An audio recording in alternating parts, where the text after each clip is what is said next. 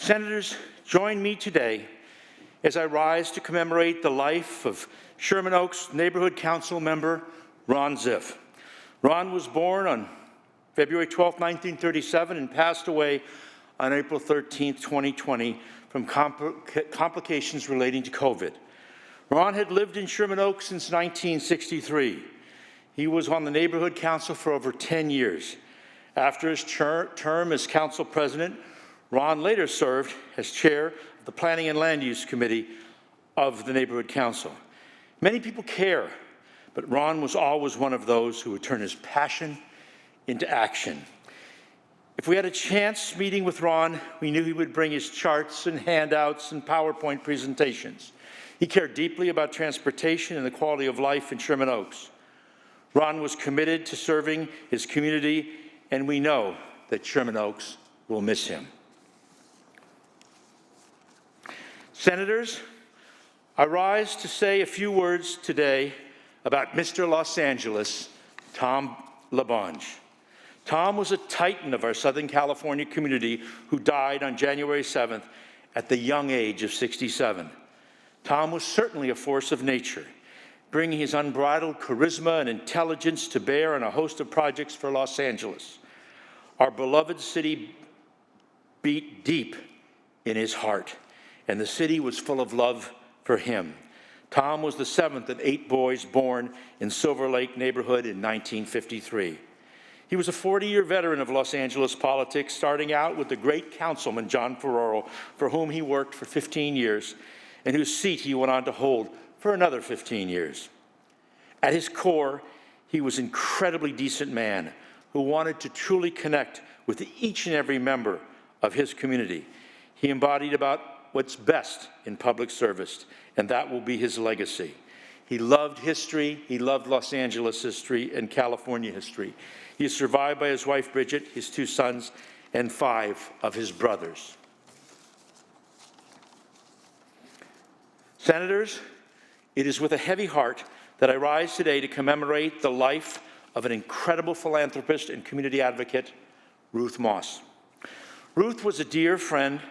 On December 3rd, 2020, she passed away peacefully in her Encino home at the age of 86, with her beloved husband, George, at her side. She was born into a naval family and lived in Hawaii during the attack on Pearl Harbor. She arrived in Los Angeles in 1947 and since then was an Angelino through and through. She attended North Hollywood High in the San Fernando Valley, in our San Fernando Valley, and then to USC. Ruth and George were married for 66 years, and together they raised 3 kids, Karen, Stephen, and my dear friend Richard. They later welcomed 4 grandchildren, 3 great-grandchildren. Ruth was well known for her commitment to philanthropic causes, serving on the national board of the ADL, the Anti-Defamation League, the Venice Family Clinic, and the Dance Gallery. She was also president of the UCLA Medical Center Auxiliary. Along with George, she established the ADL Daniel Pearl Award and supported medical research projects, including those at UCLA Jules Stein Eye Clinic. Ruth was outgoing, kind, funny, and overall an exceptional person. I was proud to know her, and we will miss her immensely. Senators, I rise to adjourn in the memory of Dr. Marlene Bain. In 1988, the Los Angeles Times wrote that she carved a unique niche in state government through a blend of intelligence, organization, and soft-spoken charm. If any of you knew Dr. Bain, I'm sure you'd have your own descriptions to add. I certainly do. But to me, she was a pillar of Los Angeles and the San Fernando Valley communities, a local leader in our Jewish community, and a tireless champion for California causes. She also happened to be the wife of former Assembly member Tom Bain of Tarzana, who was chair of the Rules Committee, a district that I would later have the honor, the distinct honor, to represent. Former Speaker Willie Brown often referred to her as, quote, the good side of Tom, close quote. And when she passed away, Marlene carried on without missing a beat. She continued her mission to improve the community she called home until her passing on January 23, 2021. She was surrounded by her beautiful family and survived by 3 children, including my good friend Neil Rothstein, her son, who I know misses his mother dearly, and 6 grandchildren. Senators, today I adjourn in the memory of Lane Sherman, mother of Congressman Brad Sherman, and a well-respected figure as a Democratic Party volunteer since the mid-1960s. Lane was born and raised in Philadelphia, Pennsylvania. As a young girl, she joined her father working with the U.S. forces to rebuild Japan in the aftermath of World War II.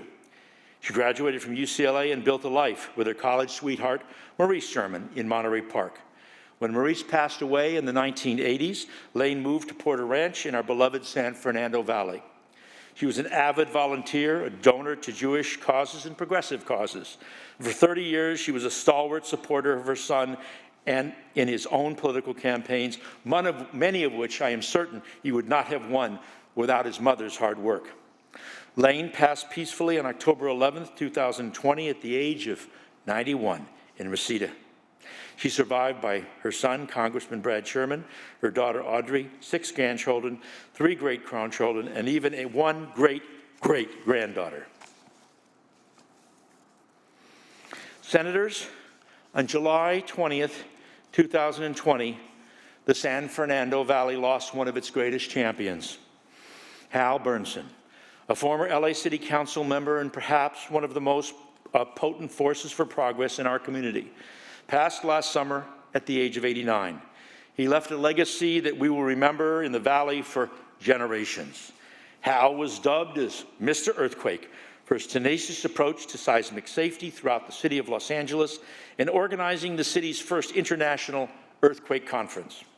In 2002, at the age of 71, he served in the Los Angeles County Metropolitan Transportation Authority, the Southern California Regional Rail Authority, and the Southern California Association of Governments.